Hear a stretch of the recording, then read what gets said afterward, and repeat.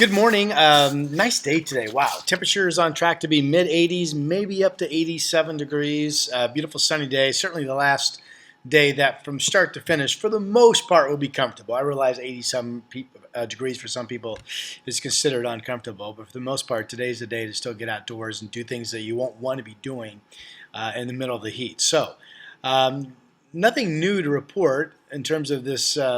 Historic heat wave that's on track for the weekend. Every day I kind of fudge the numbers a little bit. So here we go.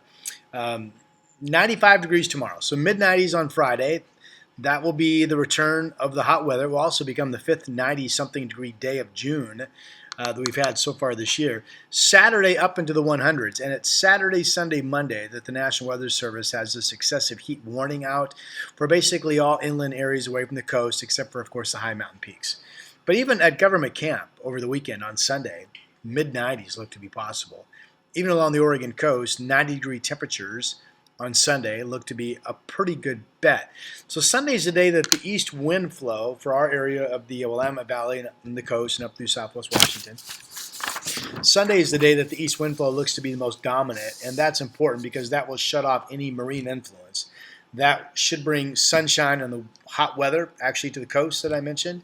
And will give Portland the hottest day of this particular heat wave. So my latest number for Portland is 109. And if it wasn't just so unusually hot, I probably would have thrown up a 110. So that the batch of air we're looking at really ought to support 110 degrees, assuming the east wind flow stays dominant during the day. Remember, the hottest temperature Portland's ever had is 107. And it's interesting to note that that's not just PDX. That's downtown, that's PDX. That's the old airport site. That's any location that Portland has never put into the record book going back into the 1800s, a temperature hotter than 107. And I'm feeling like it's absolutely likely that we will break that record, meaning we'll at least get up to 108. And maybe we'll go 109, 110. I mean, it's crazy, right? So Tuesday, that east wind flow starts to fall apart during the day. And if winds go light to variable, westerlies could kick in. And if that happens, Tuesday could be 90-something at noon, but then the temperature could freeze. So I don't think it's a slam dunk that we hit 100 or better on Monday. We may, but just realize it's possible that westerlies return. That could hold temperatures down a bit on Monday. So 100 degrees, question mark. Could be lower, could be higher.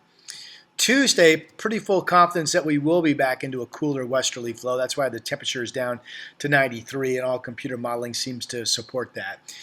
And then Wednesday is the one day that maybe we get stuck in the upper 80s. If we make it to 90 or better on Wednesday, that opens the door for what could be 11 90-degree days in a row or above all the way through that Monday of the July 4th holiday.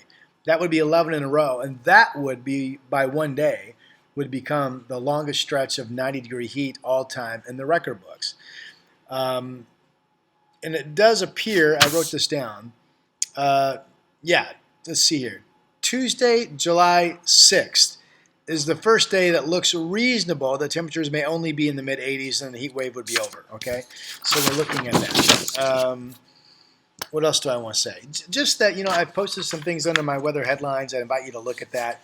The number of records is just going to be off the charts in terms of daily record highs, daily high record lows, streaks of the longest 90-degree weather, potentially. Maybe the hottest temperature all time. I mentioned that. The hottest temperature in June, 102. That will fall. So, just endless records. And certainly the biggest heat wave since that, was it July of 2009?